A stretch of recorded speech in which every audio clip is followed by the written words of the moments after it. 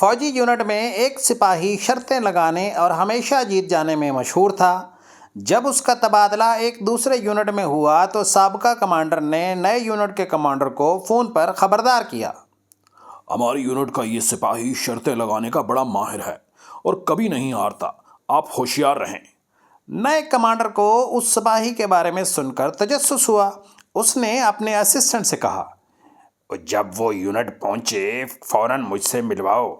اگلے دن وہ سپاہی کمانڈر کے سامنے کھڑا تھا۔ کمانڈر نے استفسار کیا تو سپاہی نے کہا، سر ایسی کوئی بات نہیں ہے، میں ہر وقت شرطیں نہیں لگاتا، بس جب موقع بنے تو لگا لیتا ہوں، اور جیت یا ہار تو نصیب کی بات ہے۔